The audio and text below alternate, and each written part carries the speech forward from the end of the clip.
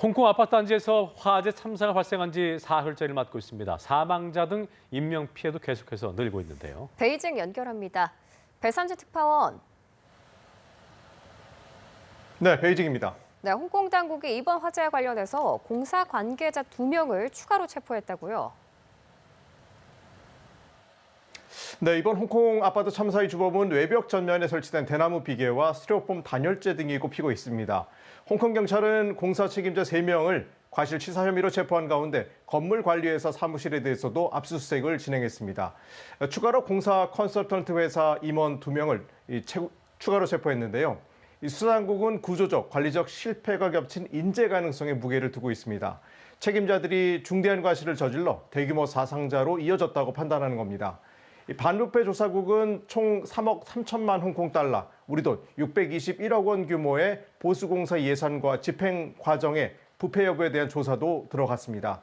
이 가구당 분담금이 3천만 원 정도로 알려졌는데 공사 과정에서 비용을 남기기 위한 조직적 비리가 있었던 것은 아닌지 들여다볼 것으로 보입니다.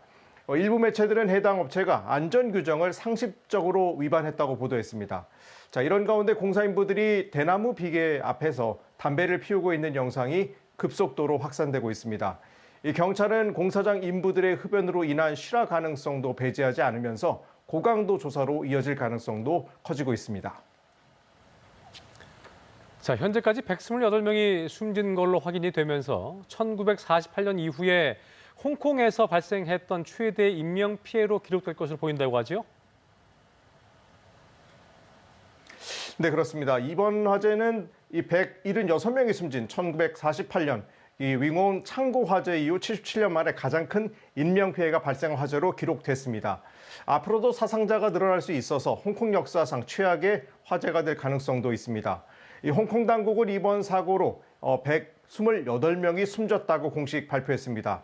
오전 발표 당시보다 약 30명 정도 늘어난 걸로 확인됐는데요. 전날 새벽 200여 명에 이르는 것으로 발표됐던 실종자들의 상황은 현재 불분명한 상태라고 현지 매체들은 전하고 있습니다.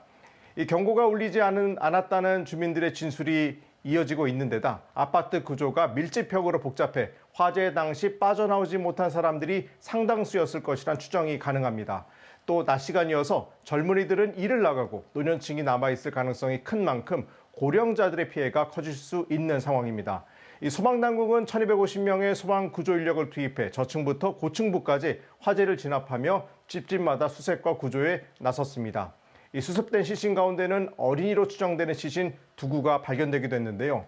현재 피해자 가족들은 상황본부에서 사망자 확인하는 작업을 진행하고 있습니다. 가족들의 사망 소식을 직접 확인한 가족들은 밖으로 나와 눈시울을 붉히며 눈물을 닦는 모습이 목격되고 있습니다.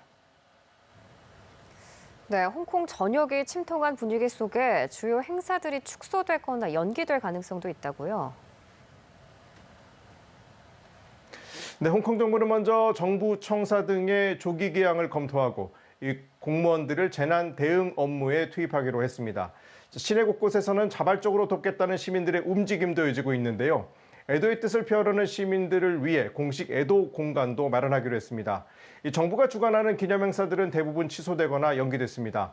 행사 취소에 대한 건의가 잇따랐던 2025 마마 어워즈의 경우 레드카펫 행사는 취소하고 본 시상식은 진행하기로 했습니다. 다음 달 7일로 예정돼 있던 입법회 총선 유세와 관련 활동은 모두 중단됐고 선거 자체를 연기하는 방안도 검토되고 있습니다. 이 피해자들을 돕기 위한 성금도 이어지고 있는데요. 마인이 설립한 재단과 중국의 대표 스포츠 의류기업 등이 거액의 기부를 약속했습니다. 로이터 통신 등 외신은 심각한 주택난 속에 주민 불만이 누적된 상황에서 이번 참사가 중국과 홍콩 당국에 대한 분노를 키울 수 있다고 분석했습니다. 홍콩 정부는 현재 8개 대피소에 머물고 있는 이재민 900여 명을 위해 약 1000개의 숙박시설을 확보했고 임시거주용 보조주택 1,800가구도 추가로 마련하겠다고 밝혔습니다. 지금까지 베이징에서 전해드렸습니다.